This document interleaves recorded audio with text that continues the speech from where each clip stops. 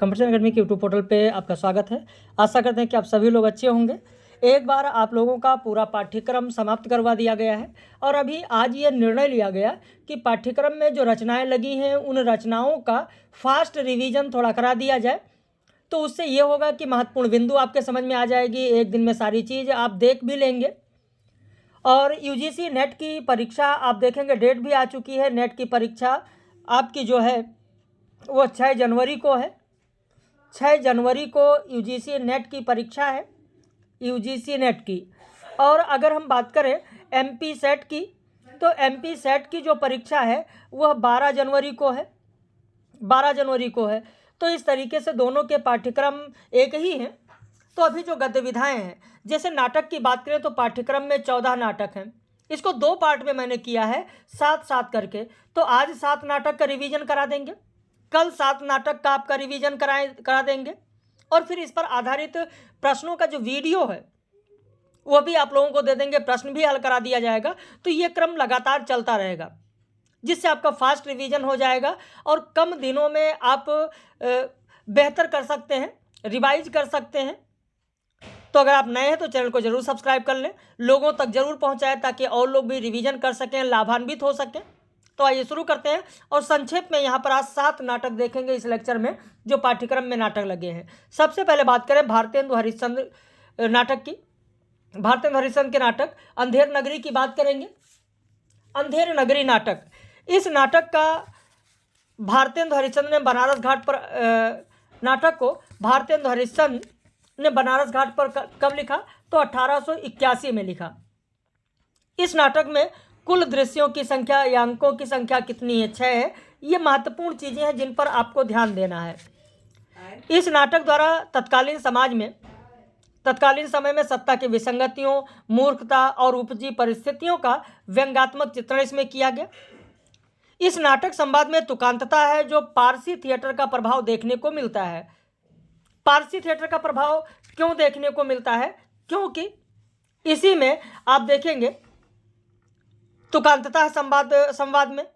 यह प्रहसन भारतेंदु ने बनारस नेशनल थिएटर के लिए एक दिन में लिखा था, जो काशी के दशाश्वमेध घाट पर खेला गया। ऐसा माना जाता है कि एक अन्यायी जमींदार को सुधारने के लिए यह प्रहसन लिखा। इस नाटक की भूमिका किसने लिखी है? तो परमानंद श्रीवास्तव ने लिखा है। अंधेर नगरी के बारे में कहा जाता है कि अंधेर नगरी अंग्रेजी राज्य का दूसरा नाम है। अंधेर नगरी अंग्रेजी राज्य का दूसरा नाम है। और इस अंधेर नगरी की भाषा के लिए विपिन अग्रवाल ने कहा है कि निरी साहित्यिक भाषा का आतंक। इसकी भाषा कैसी है? तो निरी साहित्यिक भाषा का आतंक इसमें देखने को मिलता है, ये कहा है विपिन अग्रवाल ने। इस नाटक से महत्वपूर्ण जो कथन है उनकी अगर हम बात करें तो यहां पर देख सकते हैं कि भारतेंदु का अर्थ है 19वीं शताब्दी का उत्तरार्ध। 1868 में भारतेंदु ने कवि वचन सुधा का प्रकाशन शुरू किया। 1873 में हिंदी नई चाल में ढली इसकी घोषणा की। 74 में कवि वचन सुधा का प्रतिज्ञा पत्र छपा। और फिर रामविलास शर्मा ने कहा है कि वास्तव में ऐसा सजीव चेतना युग हिंदी में एक ही बार आया है। रामविलास शर्मा अपने मित्र केदारनाथ अग्रवाल को लिखे हुए एक पत्र में कहते हैं कि वाह क्या गजब आदमी था, 10 साल में पत्रकार, नाटककार, कवि, इतिहासकार, वह क्या नहीं रहा, और नई चाल की हिंदी ढालने वाला अलग से। इनके और भी नाटक हैं, यहां पर आप देख सकते हैं। विद्या सुंदर है, कर्पूर मंजरी है, ये सब इनका श्रृंगार प्रधान नाटक है। चंद्रावली को भारतेंदु की आत्मा का प्रतिरूप कहा जाता है। दुर्लभ बंधु शेक्सपियर के मर्चेंट ऑफ वेनिस का अनुवाद है। परमानंद श्रीवास्तव ने कहा कि अंधेर नगरी और आगरा बाजार नाटक की शैली लगभग एक जैसी है, लेकिन अंधेर नगरी अंग्रेजी राज्य का दूसरा रूप है। अपने निबंध नाटक में भी भारतेंदु ने प्रहसन को हास्य रस का मुख्य खेल कहा, जिसका नायक राजा या धनी या ब्राह्मण या धूर्त कोई भी हो सकता है। अंधेर नगरी को भारतेंदु का सर्वाधिक लोकप्रिय कार्य प्रधान प्रहसन कहा गया है, जिसका मूल प्रतिपाद लोभ और भोग से संबंध है।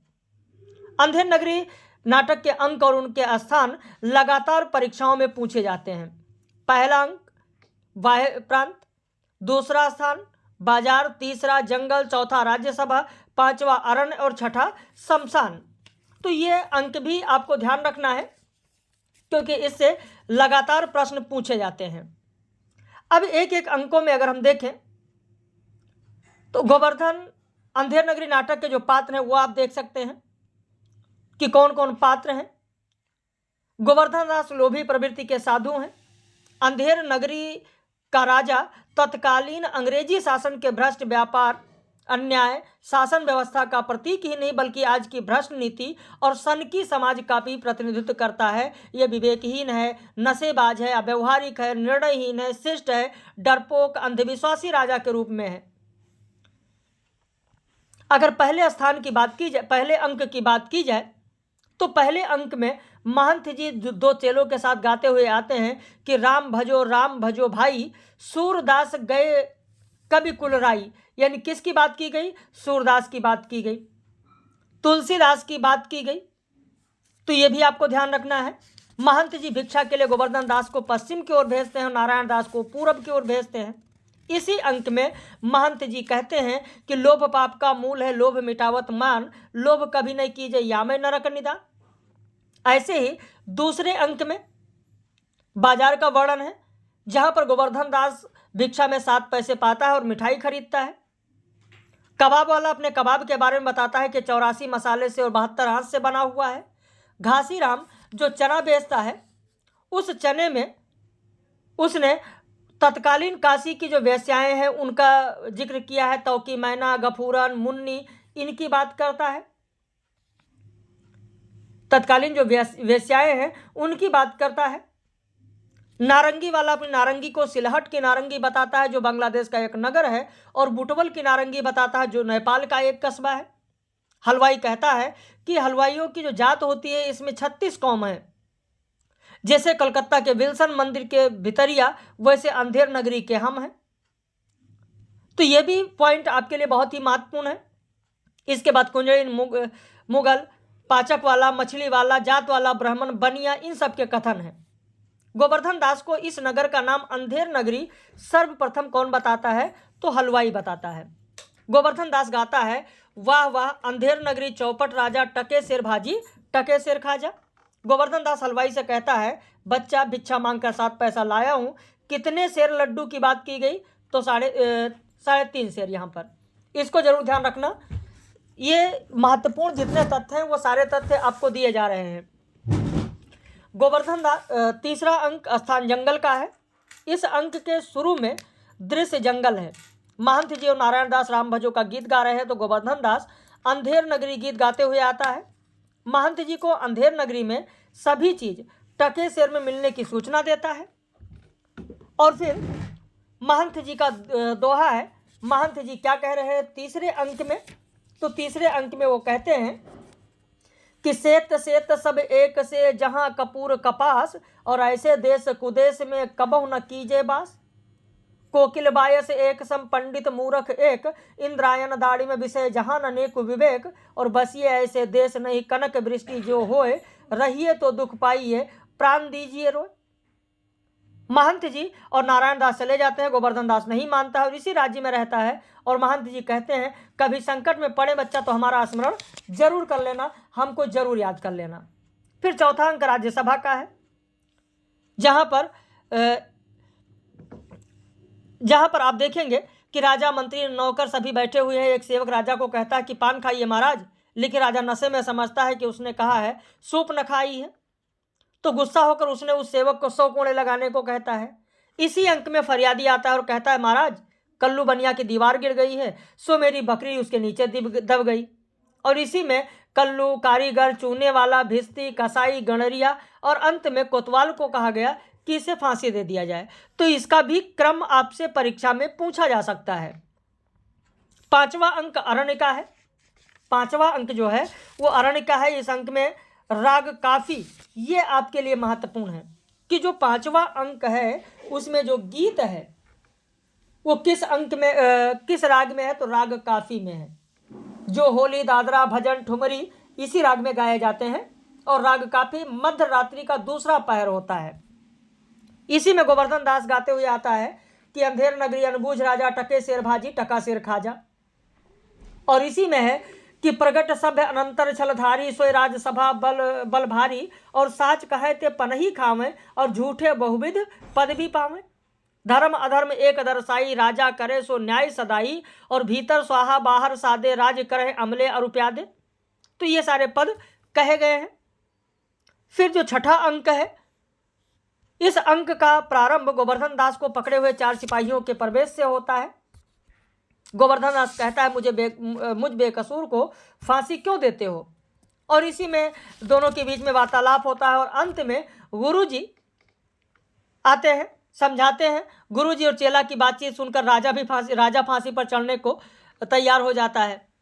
तो गुरुजी अंत में कहते हैं कि जहां न धर्म न बुद्धि नहीं नीत न सुजन समाज, ते ऐसे है आप ही न से जैसे चौपट राज। तो मात्र 12-13 मिनट में आपने संक्षेप में देख लिया, अब आपकी चीजें रिवाइज हो गई होंगी। ऐसे ही भारत दुर्दशा की अगर हम बात करें तो भारत दुर्दशा नाटक भारतेंद्र हरिश्चंद्र ने 1875 ईस्वी में लिखा है, भारत दुर्दशा नाटक। और ये नाटक जो है नाट्य रासक है, जो प्रतीकात्मक शैली में है। इसमें भारत के प्राचीन गौरव वर्तमान के दुर्दशा का चित्रण है। इसमें कुल अंक 6 हैं। पात्र भारत दुर्दय है, भारत भाग्य है, सत्यानाश, रोग, आलस, मदिरा, अंधकार, निरंतरता, डिस्लोयल्टी, ये सब है। नाटक का मंगलाचरण आपको जरूर ध्यान रखना है, क्योंकि इसमें किसकी चर्चा की गई है, किसकी स्तुति की गई है, तो कृष्ण के कल्लिक अवतार की गई है। जय सतयुग थापन करण नासन मल्लेच्छ आचार, और कठिन धार तरवार कर कृष्ण कल्लिका अवतार। फिर इसमें अंकों की बात करें और स्थान की बात करें तो ये मिलान के लिए और क्रम से भी परीक्षा में पूछे जाते हैं, तो इसे भी आप ध्यान रखें। पहला अंक स्थान बीथी है, दूसरा शमशान टूटे फूटे मंदिर, तीसरा स्थान मैदान का है, चौथा अंग्रेजी ढंग का सजा कमरा है, कुर्सी पर भारत दुर्दैव बैठा है, पांचवा अंक किताब खाना है, और छठा यानी अंतिम है गंभीर वन का मध्य भाग। इसमें भारत जो है वो भारतवासियों का प्रतीक है। भारत भाग्य भारत का प्राचीन सौभाग्य का प्रतीक है, और वर्तमान काल में स्वामी विवेकानंद, स्वामी दयानंद, रामकृष्ण परमहंस सौभाग्य को व्यंजित करने वाले महामानव के प्रतीक हैं। भारत दुर्दैव का भाग क्रिस्तानी वेश यानी अंग्रेजों की रिश्वत, आर्थिक दुर्दशा, महामारियों का प्रतीक है। आधा भाग शोषण, अत्याचारों का प्रतीक है। सत्यानाश फौजदार, अधर्म, अनीत, अत्याचार का प्रतीक है। संतोष व्यक्ति के अकर्मण्यता का प्रतीक है। प्रथम अंक सबसे छोटा है। इस नाटक में प्राचीन और नवीन का मिश्रण देखने को मिलता है। और प्रथम अंक में जो योगी है वो क्या गाता हुआ आता है, तो लावनी गाता है। लावनी गाता है कि रोवहु सब मिलके आवहु भारत भाई, हा हा भारत दुर्दशा न देखी जाई, सबसे पहले जय ईश्वर धन बल दीनो, सबसे पहले जय सभ्य विधाता कीनो। तो यही पद गाता है। तो इसमें जो है वो सिर्फ लावनी है, सिर्फ लावनी गाता है। और दूसरा अंक जो होता है, जो शमशान का होता है, जहाँ कौवा कुत्ता सियार घूमते हैं, अस्थियां इधर उधर पड़ी हैं, और यहीं पर भारत का प्रवेश होता है। और अपना क्रंदन करता है कि जिस देश में लोग अपनी मातृभूमि सुचग्र न दस्याम बिन युद्धेन केशव द्वारा सुरक्षा प्रदान करते थे और आत्मसमर्पण करते थे, वहीं के लोग की आज क्या दशा है। आज की स्थिति इस प्रकार है, फटे कपड़े पहने हैं, सर पर अर्ध किरीट है, आधे कपड़े हैं, हाथ में टेकने की छड़ी है, स्थिल अंग है। और फिर गीत होता है कि को नहीं पकड़त मेरो हाथ, 20 कोट सुत होत फिरत मैं हा होए अनाथ, और जाकी शरण गहत सो इमारत सुनत न को दुख गाथ, और दीन बन्यो इत सो उत डोलत टकरावत निजमात, दिन दिन विपत बढ़त सुख छीजत, देत को नहीं साथ, सब विध दुख सागर में डूबत धाय उबारो नाथ। तो ये गाता है। नेपथ्य से निर्लजता की आवाज आती है। इसकी वेशभूषा इस प्रकार, जंघिया सरखुला, ऊंची चोली, दुपट्टा ऐसा गिरता है कि अंग खुले हैं, सरखुला, और खानगियों का सा बेस। निर्लजता का कथन है कि मेरे अक्षत तुमको अपने प्राण की फिक्र, छी छी जियोगी भी, भीख मांग खाओगे, प्राण देना तो कायरों का काम है, एक जिंदगी हजार नियामत। भारत बेहोश हो जाता है।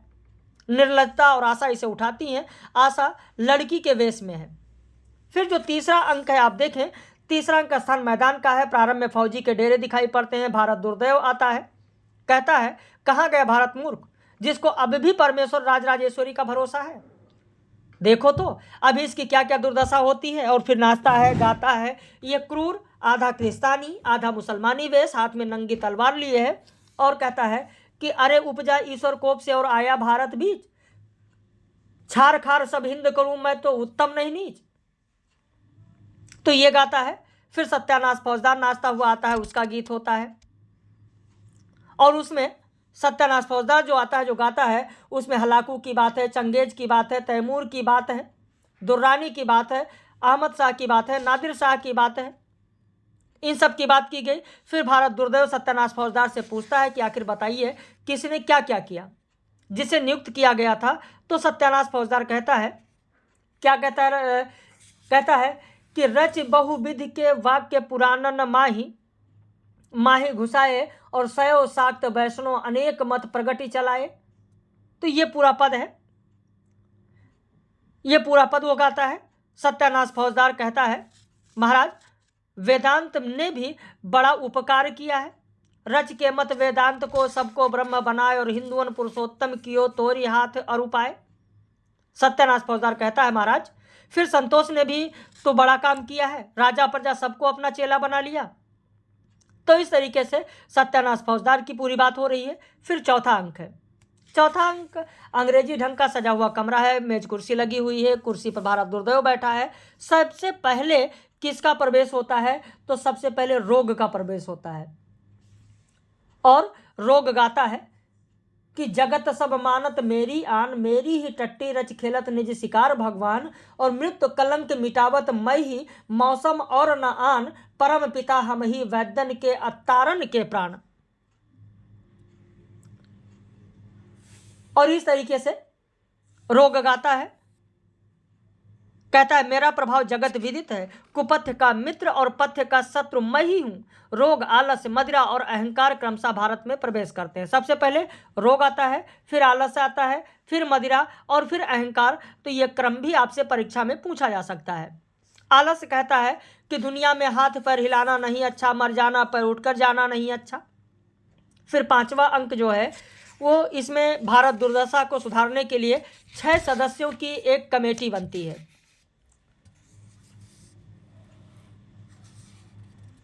6 सदस्यों की एक कमेटी बनती है, अध्यक्ष सहित 7 लोग होते हैं। हम कह सकते हैं कि अध्यक्ष सहित अगर लिखें तो 7 लिख लीजिए कि 7 सभ्यों की एक छोटी सी कमेटी है।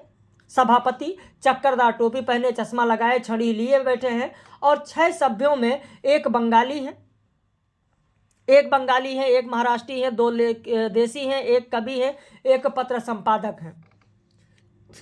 सरकार का पक्षधर पुलिस की वर्दी पहने डिसलॉयल्टी का प्रवेश होता है। वह भारतेंदु के कवि वचन सुधा की पत्रिका का जिक्र करता है। किस पत्रिका का, तो कवि वचन सुधा पत्रिका का जिक्र करता है, यह भी आपको ध्यान रखना है। छठा अंक में गंभीर वन का मध्य भाग है, भारत एक वृक्ष के नीचे अचेत पड़ा है, भारत भाग्य का प्रवेश होता है, और गाता हुआ राग चैती है। तो यहाँ पर भी आपको ध्यान रखना है कि राग चैती गौरी जो गाता है तो ये किस राग में है, यहाँ पर भी राग को आपको ध्यान देना है। जागो जागो रे भाई किस राग में है, तो राग चैती में है। तो इस तरीके से आपने देखा भारत दुर्दशा। अब इसके बाद में आ जाते हैं चंद्रगुप्त नाटक। मात्र 18 मिनट में आपने यहाँ पर 2 नाटक देखा। चंद्रगुप्त नाटक की बात करें तो ये 1931 में लिखा गया है। जयशंकर प्रसाद द्वारा 1931 में चंद्रगुप्त नाटक लिखा गया। इस नाटक में कुल अंकों की संख्या 4 है, दृश्यों की संख्या 44 है, गीतों की संख्या 13 है। 3 प्रमुख घटनाएं हैं जो परीक्षा में पूछी जा सकती हैं। अलछेंद्र का आक्रमण, नंदकुल की पराजय, सेल्यूकस का पराभव। इस नाटक का विषय जो है वो विदेशियों से भारत का संघर्ष और संघर्ष में भारत की विजय है।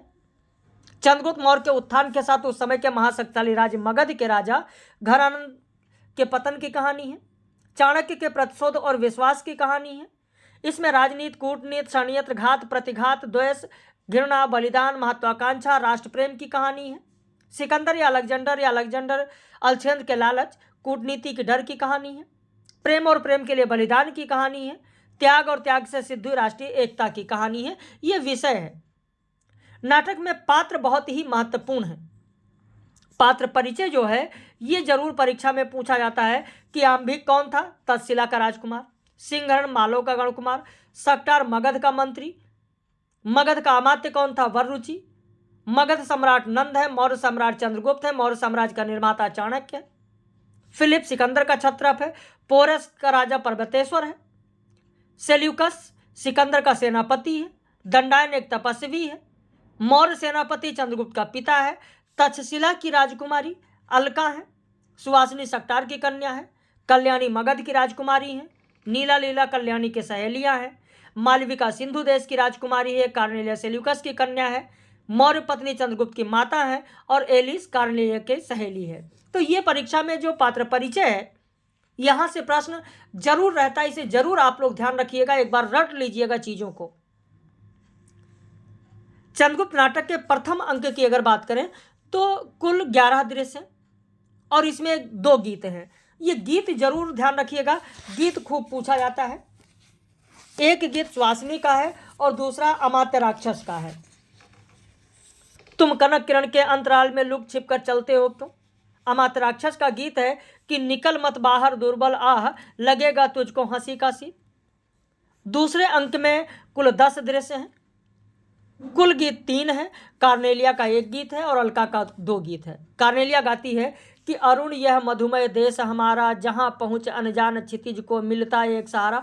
परीक्षा में ऐसे भी पूछा जा सकता है कि यह गीत किसका है, किस अंक में है ना पूछा जाए तो किसका गीत है पूछा जा सकता है। अलका के जो 2 गीत हैं ये पूछा जा सकता है कि किसका गीत है। प्रथम यौवन मदिरा से मत प्रेम करने की थी परवाह, या बिखरी किरण अलक व्याकुल हो विरस बदन पर चिंता लेख। तो ये दोनों गीत अलका के हैं। चंद्रगुप्त नाटक के तीसरे अंक में कुल 9 दृश्य है। 1 गीत है सुवासिनी का गीत। सुवासिनी गाती है कि आज इस यौवन के माधवी कुंज में कोकिल बोल रहा। चंद्रगुप्त नाटक के चौथे अंक में 14 दृश्य हैं। 7 गीत हैं। सब कल्याणी का गीत है सबसे पहले कि सुधा सीकर से नहला दो लहरें डूब रही हूँ रस में। नेपथ्य से गान है कि कैसी कड़ी रूप की ज्वाला। मालविका का गीत है मधुप कब एक कली का है। यह शायद एक परीक्षा में पूछा गया है कि मधुप कब एक कली का है मालविका का गीत। मालविका का दूसरा गीत है कि बज रही वंशी आठों याम की। मालविका का तीसरा गीत है ओ मेरे जीवन के स्मृति। तो इस तरीके से जो कौन से गीत किसके हैं यह भी आपको ध्यान रखना है।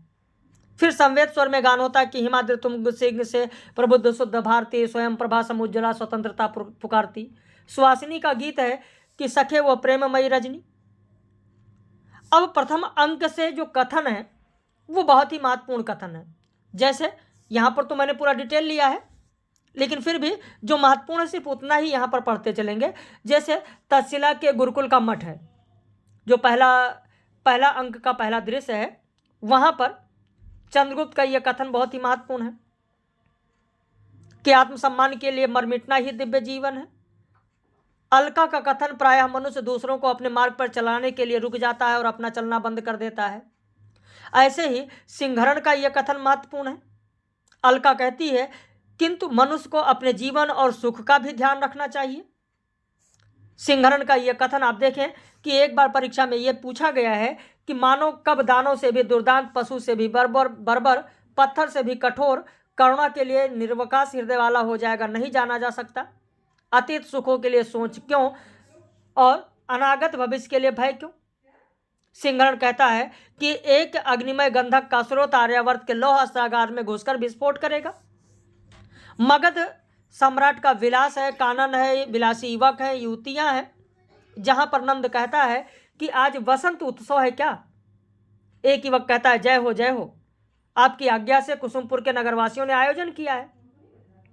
फिर कुसुमपुर के सरस्वती मंदिर के उपवन का पथ है चौथा दृश्य पहले अंक में, जहां पर सुवासिनी का कथन, अमात्य राक्षस का कथन, सुवासिनी और राक्षस के जो वार्तालाप हैं उनसे जो कथन है वो बहुत ही महत्वपूर्ण है। स्क्रीनशॉट लेना चाहें तो आप स्क्रीनशॉट ले सकते हैं।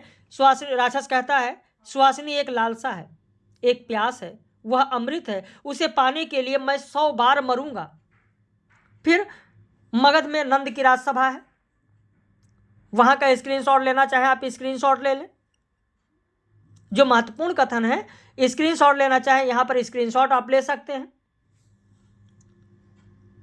ये ऐसे ही कथन आप देखेंगे कि पहले ही अंक में चाणक्य का कथन है कि दया किसी से ना मांगूंगा और अधिकार तथा अवसर मिलने पर किसी पर ना करूंगा।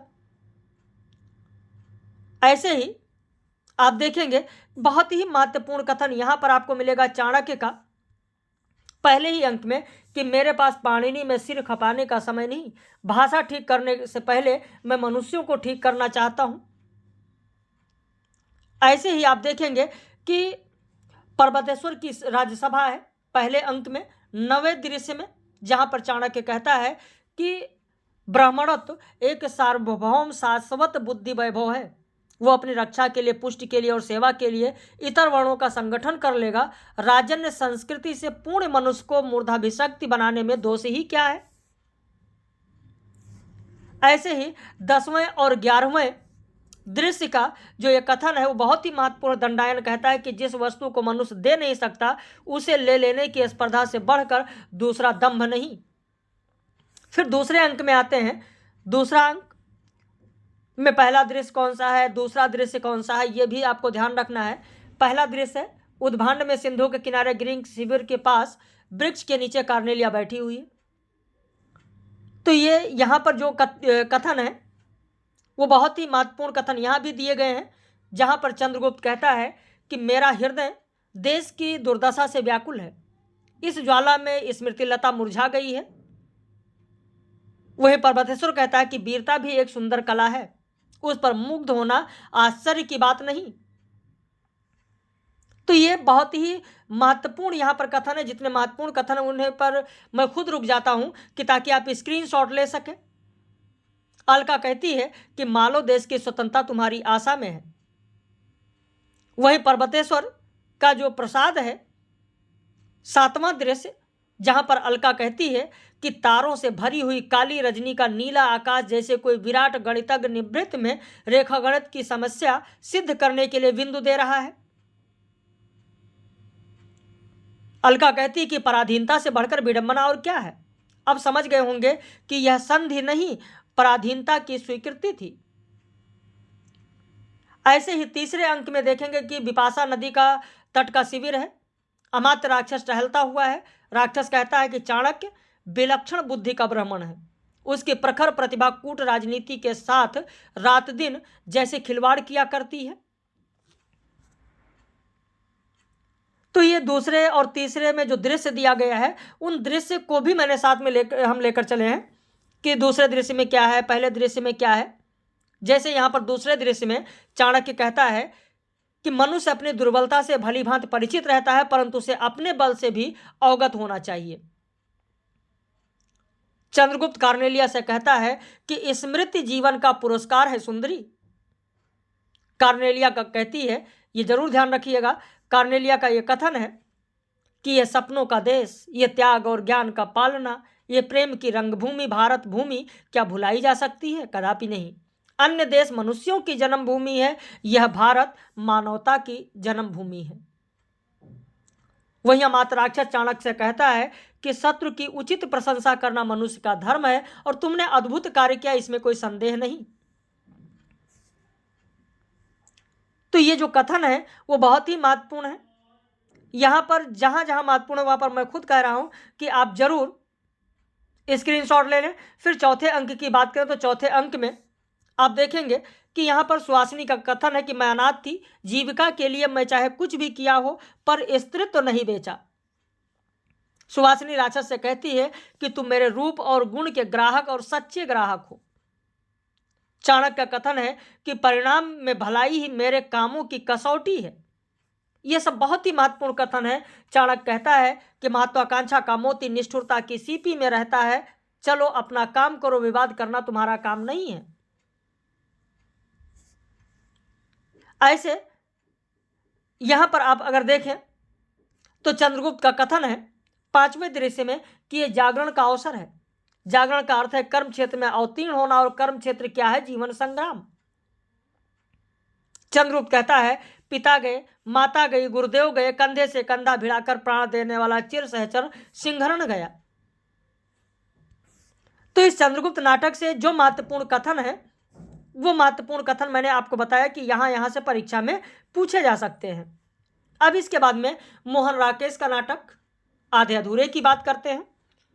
इनका मूल नाम मोहन राकेश का था मदन मोहन गुगलानी। इनकी 3 पत्नियां थी। पहली पत्नी का नाम शीला, दूसरी पत्नी का नाम पुष्पा, तीसरी पत्नी का नाम अनीता था। मोहन राकेश सारिका पत्रिका का संपादन इन्होंने किया। इनके अन्य उपन्यासों में अंधेरे बंद कमरे, नहाने वाला कल, अंतराल, बकलम खुद है। नाटकों में आषाढ़ का एक दिन, लहरों के राजहंस, आधे अधूरे, पैर तले की जमीन जिसे कमलेश्वर ने पूरा किया था, एकांकी, अंडे के छिलके है, निबंध संग्रह परिवेश है, यात्रा वृतांत आखिरी चट्टान तक है। आषाढ़ का एक दिन नाटक की अगर बात करें तो इसका प्रकाशन 1958 में हुआ। इस नाटक में 3 अंक हैं। यह महाकवि कालिदास के जीवन पर आधारित है। आषाढ़ का एक दिन नाटक का शीर्षक कालिदास की रचना मेघदूत से लिया गया है। यह आपके लिए महत्वपूर्ण है। शीर्षक जो लिया गया है वो कालिदास की रचना से लिया गया है, मेघदूत से। इसमें सफलता और प्रेम में से एक को चुनने के संशय से जूझते कालिदास, एक रचनाकार और आधुनिक मनुष्य के मन की पहेलियों को रखा गया है। वहीं प्रेम में टूटकर भी प्रेम को नहीं टूटने देने वाली इस नायक की नायिका मल्लिका के रूप में योग्य पात्र है। इसके अलावा अन्य पात्रों में अंबिका है, मल्लिका है, कालिदास है, दंतुल है, मातुल है, निक्षेप है, विलोम है, रंगिणी है, संगिनी है, ये पात्र हैं। अनुस्वर, अनुनासिक, प्रियंगु मंजरी, राजकन्या कवि कालिदास की पत्नी। अब पहले अंक में क्या है, संक्षेप में थोड़ी कहानी आप देख लें तो चीजें आपको जल्दी याद हो जाएंगी। इस अंक में दिखाया गया कि कालिदास अपने हिमालय के पास स्थित गांव में शांतिपूर्वक अपना खुशहाल जीवन बिता रहे थे और वहीं अपनी कला विकसित कर रहे थे। कालिदास को वहीं की एक वृद्ध महिला की कन्या मल्लिका से प्रेम भी है और उससे मिलते हैं, खुशी से जीवन व्यतीत कर रहे हैं। एक दिन दूर के प्रदेश उज्जैनी से कुछ दरबारी आते हैं और उन्हें चंद्रगुप्त विक्रमादित्य के दरबार में चलने की सलाह देते हैं। वहाँ के राजवैभव के बारे में बताते हैं। कालिदास बहुत असमंजस में पड़ते हैं कि एक तरफ शांत मनोरम गांव है, हमारी प्रेमिका है, दूसरी तरफ राजवैभव। तो मल्लिका अपने प्रेमी कालिदास को सफल होना देखना चाहती थी, इसलिए वह भी कालिदास को वहां जाने की सलाह देती कि जाइए, कोई दिक्कत नहीं है। कालिदास अपने गांव के मनोरम दृश्य और प्रेमिका को छोड़कर बहुत ही आधे मन से या अनमने ढंग से भारी मन से उज्जैनी चल देते हैं। तो ये पहले अंक में है। फिर इस अंक के जो महत्वपूर्ण कथन हैं वो परीक्षा में पूछे जा सकते हैं। वो कथन कौन कौन से हैं? जैसे अंबिका कहती है, मैं जानती हूं तुम पर आज अपना अधिकार भी नहीं, किंतु इतना बड़ा अपवाद मुझसे नहीं सहा जाता। मल्लिका कहती है अपनी मां से कि मैंने भावना में एक भावना का वर्ण किया है, मेरे लिए वो संबंध सब संबंधों से बड़ा है। मां, वास्तव में अपनी भावना से प्रेम करती हूं जो पवित्र है, कोमल है, अनश्वर है।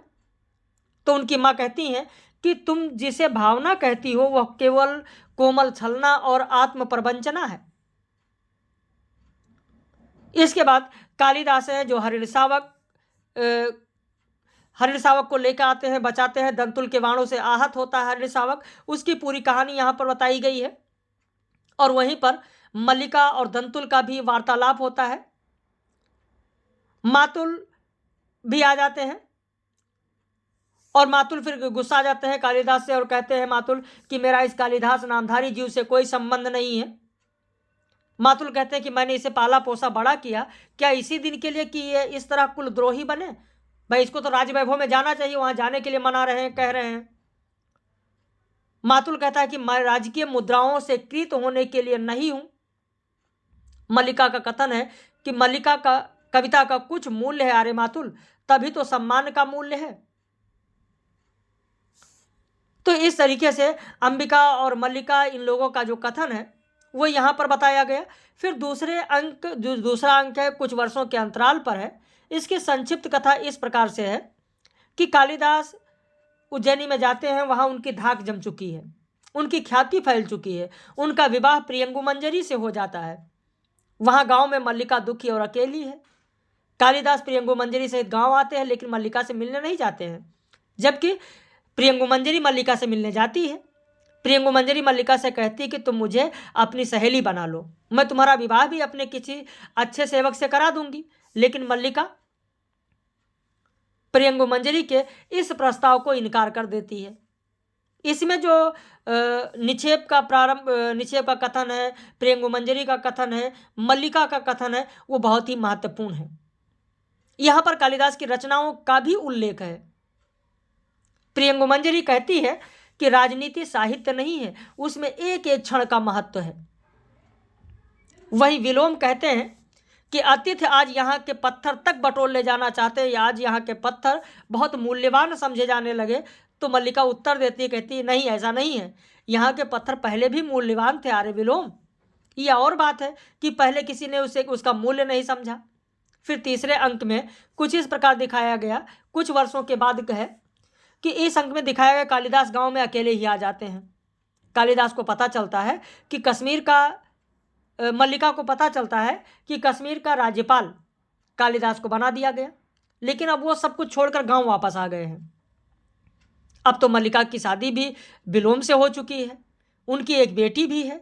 कालिदास मल्लिका से मिलने जाते हैं, लेकिन उसके जीवन के इन सच्चाइयों को देखकर पूरी तरीके से निराश होकर और चले जाते हैं।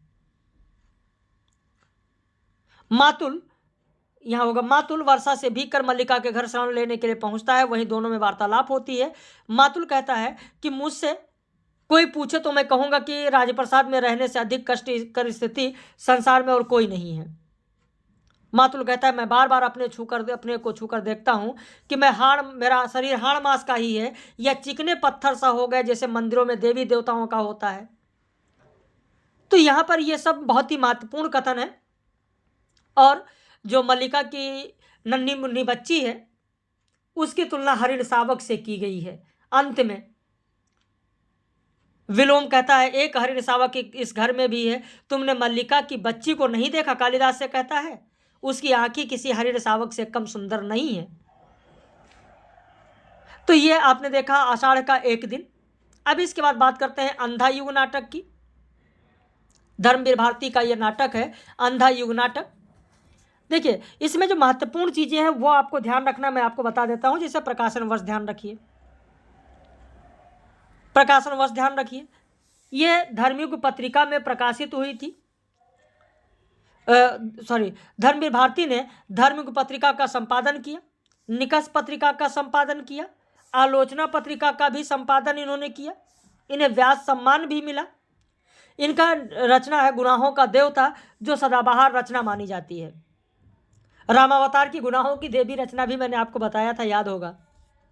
जितने भी हमारे मेंबर्स हैं उनको जरूर पता हो, गुनाहों की देवी भी रचना है, मैंने बताया है। धर्मवीर भारती के दो प्रमुख नाटक है अंधा युग और नदी प्यासी थी।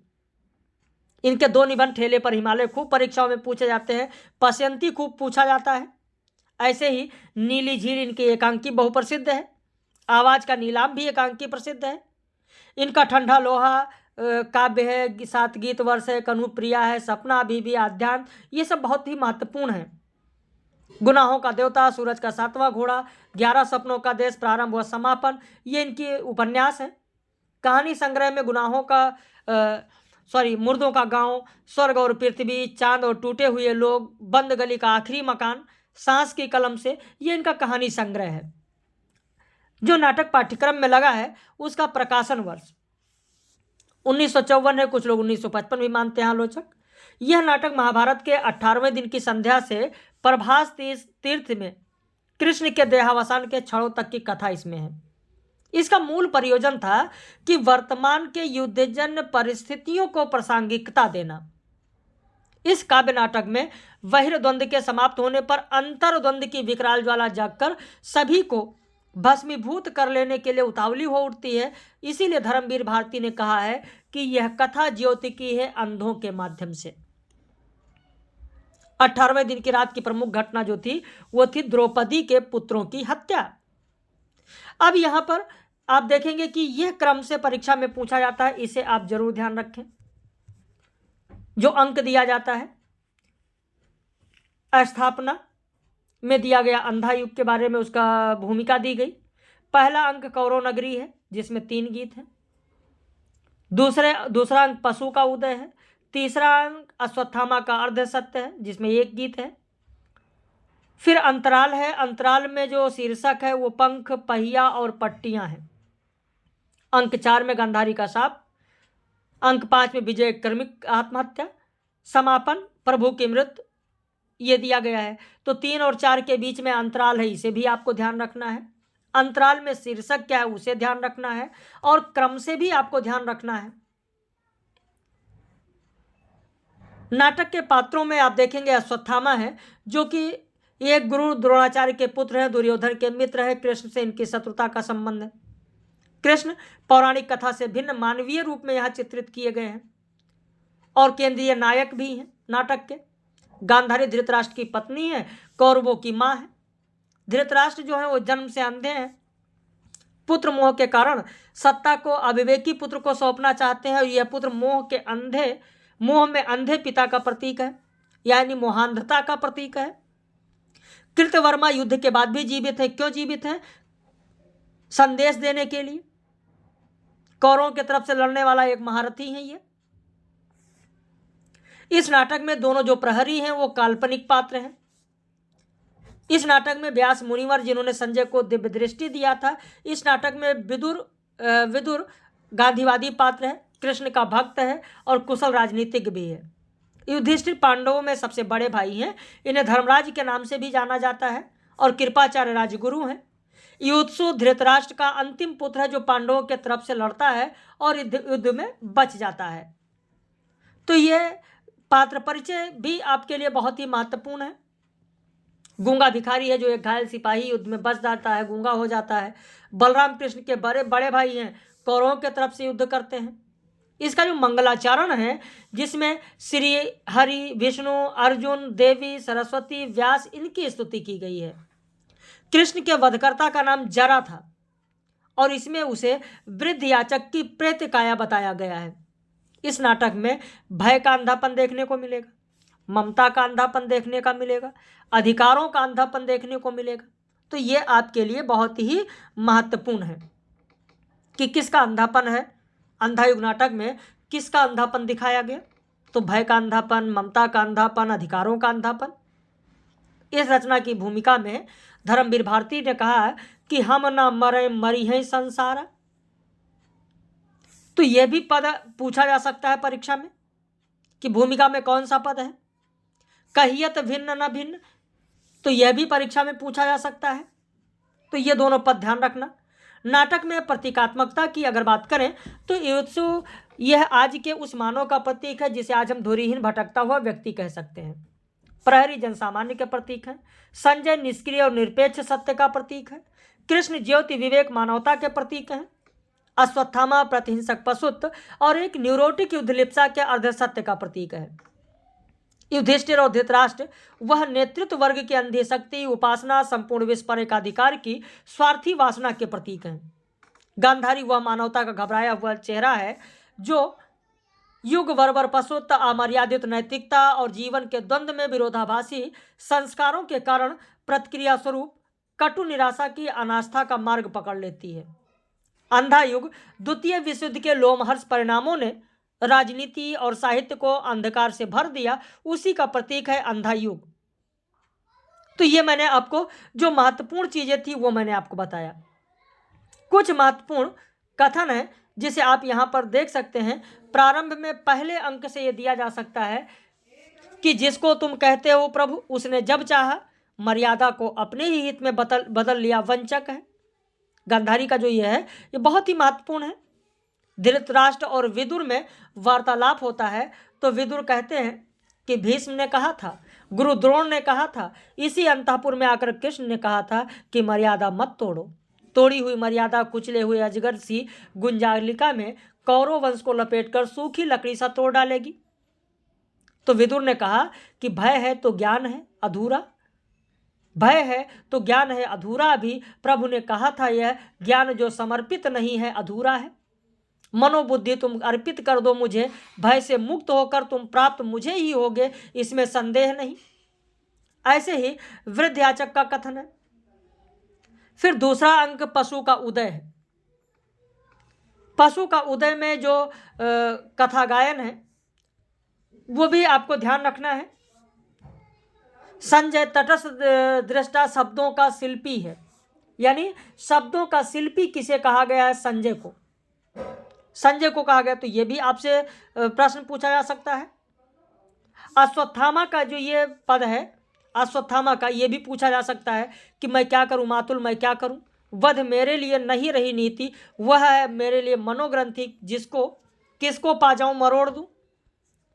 तो ये सब बहुत ही महत्वपूर्ण कथन है। वृद्ध याचक का कथन है कि आज इस पराजय की वेला में सिद्ध हुई झूठी थी सारी अनिवार्यता भविष्य की, केवल कर्म सत्य है, मानो जो करता है इसी समय उसी में निहित है भविष्य युग तक का। फिर ऐसे तीसरा अंक है, तीसरा अंक में स्क्रीनशॉट ले लें, तीसरा अंक में आप स्क्रीनशॉट ले सकते हैं। फिर चौथा अंक है, चौथा अंक में भी आप देखेंगे कि जो गांधारी का यह कथन है ये आपसे पूछा जा सकता है, इसे ध्यान रखिएगा। पांचवा अंक विजय एक कर्मी का आत्महत्या है। इसमें भिक्षु गूंगा सब प्रतीक पात्र स्थिति की अभिव्यक्ति करते हैं और इस अंक में जलते हुए वन धृतराष्ट्र दिखाई देते हैं। युद्ध के बाद युधिष्ठिर पश्चाताप और आत्मग्लानि से ग्रस्त है। समापन जहाँ की प्रभु की मृत्यु है। प्रवास वन में व्याघ्र के द्वारा पैर में तीर लग जाने से कृष्ण का मरण होता है, जिसे उन्होंने स्वेच्छा से वर्ण किया है। तो ये अंधा युग में दिखाया गया है। अब बात करते हैं उपेंद्र नाथ अस्क की अंजो दीदी नाटक। अंजो दीदी नाटक, यहां पर आप देखेंगे कि जो महत्वपूर्ण चीजें हैं वो आपको बता रहे हैं। उपेंद्र नाथ अस्क ने साप्ताहिक पत्रिका भूचाल का संपादन किया, भूचाल का संपादन किया। एक अन्य साप्ताहिक पत्रिका गुरु घंटाल के लिए कहानी लिखकर इन्होंने दी थी। उनके दूसरे कहानी संग्रह औरत की फितरत की भूमिका मुंशी प्रेमचंद ने लिखा है। इनका पहला काव्य संग्रह प्रातः प्रदीप है। उर्दू में 2 कहानी संग्रह हैं, औरत की फितरत और नवरत्न, उपेंद्र नाथ अस्क के। इनका प्रथम हिंदी संग्रह जुदाई की शाम का गीत है। इनके नाटक और जो एकांकी हैं उनका स्क्रीनशॉट ले लीजिए, क्योंकि आप देखेंगे परीक्षाओं में ये रचनाएं खूब पूछी जाती हैं। जैसे पैतरे भी पूछा ही गया है, पर्दा उठाओ पर्दा गिराओ भी पूछा ही गया है, अंजो दीदी पाठ्यक्रम में ही है, लक्ष्मी का स्वागत भी पूछा गया है, जय पराजय भी पूछा जा चुका है, स्वर्ग की झलक भी पूछा गया है, छठा बेटा पूछा जा चुका है। तो ये सब पूछे जा चुके हैं और परीक्षा में जो प्रश्न बनते हैं आप देखेंगे कि जो रचनाएं पूछी गई हैं उन्हीं रचनाकार की अन्य रचनाएं भी परीक्षाओं में लगातार रिपीट हो जाती हैं, है ना। तो इसे ध्यान रखिएगा। इनके काव्य संग्रह में दीप जलेगा, चांदनी रात और अजगर, बरगद की बेटी, अंगूर की बेटी, ये सब बहुत ही महत्वपूर्ण है, ये काव्य संग्रह हैं। संस्मरण में मंटो मेरा दुश्मन, ज्यादा अपनी कम पराई, रेखाएं और चित्र इनकी डायरी विधा की रचना है। अपनी जीवन कथा चेहरे अनेक। उपन्यासों में सितारों के खेल है, बड़ी बड़ी आंखें, गिरती दीवार, गरम राख, पत्थर अलपत्थर, शहर में घूमता आईना, एक नन्ही किंदिल, ये सब इनके उपन्यास हैं। एक रात का नरक, बांधो ना नाव इष्ठाऊं उपन्यास, मुझे माफ कर दो उपन्यास, नीला उपन्यास, चंद्रा उपन्यास। तो यहाँ पर ये शीर्षक जरूर ध्यान रखना, बांधो ना नाव इष्ठाऊं, ये उपन्यास है इनका, उपेंद्र नाथ अस्क का। अब इसके बाद में अंजो दीदी। इस नाटक का प्रकाशन 1955 में हुआ है। नाटक में अंकों की संख्या 2 है, दृश्यों की संख्या 6 है। इस नाटक में 5 पुरुष पात्र हैं और 4 स्त्री पात्र हैं। समस्या प्रधान नाटक है। नाटक का प्रारंभ दिल्ली में अंजलि के बैठक और खाने का कमरा है। पहला अंक गर्मियों में एक दिन 1933 का है और दूसरा अंक 20 वर्ष बाद सर्दियों में एक दिन का है। ये बेसिक चीजें हैं, ये लगभग तो सभी लोगों की तैयार होनी चाहिए, ये लगभग सभी लोगों की तैयार होनी चाहिए जो महत्वपूर्ण है। इससे बहुत ज़्यादा प्रश्न नहीं बनते हैं, लेकिन हाँ यहाँ पर जो चीज़ें मैंने बताया है, यहाँ पर जो चीज़ें मैंने दी हैं, इससे प्रश्न जरूर पूछा जाएगा। इसके अलावा इसका स्क्रीनशॉट ले लें, यहाँ से प्रश्न रहेगा ही रहेगा। अगर प्रश्न बनता है तो नाटक के पात्र पहले अंक में और दूसरे अंक में। बाकी इसकी कहानी तो मैंने आपको बताया ही था। इसमें कथन कोई बहुत ज़्यादा ऐसा नहीं है। हाँ, अंजलि का कथन पूछा जा सकता है कि हमारे नाना जी कहा करते थे वक्त की पाबंदी सभ्यता की निशानी है। अंजलि का यह भी कथन है कि सुघड़ापा स्त्री का गहना है, सदाचार पुरुष का। अंजलि का यह भी कथन कि हमारे नाना जी कहा करते थे, नौकरों को सदा साफ सुथरा रहना चाहिए। जैसे घर के भाग्य का पता देहरी से चलता है, वैसे ही मालिकों के असर का पता नौकरों के पहनावे से लगता है। ऐसे अनिमा का है। लेकिन अंजलि के जो कथन है वही आपको ध्यान रखना है, बाकी बहुत ज़्यादा नहीं। बाकी बहुत ज़्यादा कुछ आपको याद करने की जरूरत नहीं है। हाँ, श्रीपत का यह कथन जरूर ध्यान रखना। शादी की कल्पना में जो आनंद है वह शादी में कहाँ। वकील तो जवानी का प्रतीक है, जज बुढ़ापा का। और एक नज्म गुनगुनाता है कि भरी बज़्म में राज की बात कह दी, बड़ा बेअदब हूँ, सजा चाहता हूँ। श्रीपत का यह भी कथन कि शिष्टाचार शादी का यूं कह लो बंधन का प्रतीक है। इधर आपकी शादी हुई, उधर आपके गले में शिष्टाचार का जुआ पड़ा। मेरे ख्याल में आचार व्यवहार में सभी कानून कायदे शादीशुदा लोगों के अधेड़ दिमागों की उपज है। स्क्रीनशॉट ले सकते हैं, बहुत ही महत्वपूर्ण है। तो इस तरीके से ये जो कथन है वो मैंने यहाँ पर जो महत्वपूर्ण है वो केवल आपको बता दिया है। बाकी इसके बाद में एक और नाटक आपका है, सिंदूर की होली। लक्ष्मी नारायण मिश्र का सिंदूर की होली नाटक है। सिंदूर की होली, इसके सिंदूर की होली में के अलावा देखेंगे इनके जो नाटक हैं वो परीक्षाओं में पूछे जाते हैं। अशोक है, सन्यासी है, राक्षस का मंदिर, मुक्ति का रहस्य, राजयोग, सिंदूर की होली, आधी रात, गरुड़ ध्वज, नारद की वीणा पूछा जा चुका है, वत्सराज पूछा गया है, दशाश्वमेध, अशोक वन, वितस्ता की लहरें। तो स्क्रीनशॉट ले लीजिए कि ये इनके नाटक हैं। जगत गुरु नाटक, मृत्युंजय नाटक, चक्रव्यूह नाटक, सेनापति कर्ण नाटक। मिश्र जी ने मुक्ति का रहस्य नाटक की भूमिका में लिखा है कि बुद्धि किसी तरह की हो, किसी कोटि की हो, समाज या साहित्य की हानि नहीं कर सकती। मिश्र जी के लगभग सभी नाटक 3 अंक के हैं। इनका नाटक जो मृत्युंजय है वो महात्मा गांधी के जीवन पर आधारित है। गरुड़ ध्वज नाटक शुंग का इतिहास इसमें है। दशाश्वमेध में नागवंश का इतिहास है। नारद की वीणा नाटक आर्य और आर्यतर संस्कृति के संघर्ष और समन्वय की कहानी है। सिंदूर की होली नाटक जो 1934 में लिखा गया, इसमें 3 अंक हैं। इसके पहले अंक का समय है सुबह 9 बजे, दूसरे अंक का समय संध्या काल है, तीसरे अंक में मध्यरात्रि में रात्रि का समय है 10 बजे। इस नाटक में शक्ति संपन्न वर्ग की मानसिकता को दिखाया गया, निस्वार्थ और आदर्श प्रेम को दिखाया गया, भ्रष्टाचारी कानून व्यवस्था का जिक्र किया गया, निर्दोष की हत्या दिखाई गई, विधवा का स्वरूप चित्रण किया गया, गुनहगार प्रवृत्ति को प्रोत्साहन दिखाया गया। इस नाटक में 2 महिला पात्र हैं और इन दोनों के कथन परीक्षा में रहते हैं। इन दोनों के बारे में जानना बहुत ही जरूरी है। स्क्रीनशॉट ले लें। चंद्रकला और मनोरमा। चंद्रकला उन्मुक्त प्रेम की पक्षधर है, रजनीकांत की प्रेमिका है, उम्र लगभग 20 वर्ष है। मनोरमा विधवा है, मुरारी लाल से प्रेम करती है, इसकी उम्र 18 वर्ष है। इस नाटक में पुरुष पात्रों में मुरारी लाल हैं, रजनीकांत हैं, माहिर अली हैं, भगवंत सिंह हैं, हरनंदन हैं, मनोज शंकर हैं। नाटक की जो संक्षिप्त कहानी है वो आप जान लें तो कथन आपको ऑटोमेटिक याद हो जाएगा। मुरारी लाल डिप्टी कलेक्टर हैं, माहिर अली इनका नौकर है। मुरारी लाल की आयु 40 साल है, इनकी पुत्री चंद्रकला है जिसकी आयु 20 साल है। 10 वर्ष पहले मुरारी लाल ने मनोज शंकर के पिता की हत्या करवाई थी, जिसे आत्महत्या बताया गया, और यह राज केवल माहिर अली नौकर जानता है। इसीलिए मनोज शंकर को मुरारी लाल पढ़ाते लिखाते हैं, लखनऊ भेजते हैं पढ़ने के लिए। इस बार मुरारी लाल अपनी पुत्री चंद्रकला से कहता है कि मनोज मेरे मित्र का बेटा है। मेरे मित्र ने मरते वक्त मनोज का हाथ मेरे हाथ में देकर कहा था कि मित्र अब ये तुम्हारे हवाले। भगवंत सिंह जमीन के लोभों में अपने भतीजे रजनीकांत को मरवाना चाहता है। भगवंत सिंह मुरारी लाल को रिश्वत देने की कोशिश करता है, लेकिन माहिर अली रजनीकांत को बचाना चाहता है।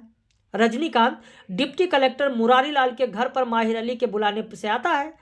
रजनीकांत के पहले दर्शन से ही डिप्टी कलेक्टर की पुत्री चंद्रकला को रजनीकांत से प्रेम हो जाता है। बाद में पता चलता है कि भगवंत ने रजनीकांत की हत्या करवा दी है।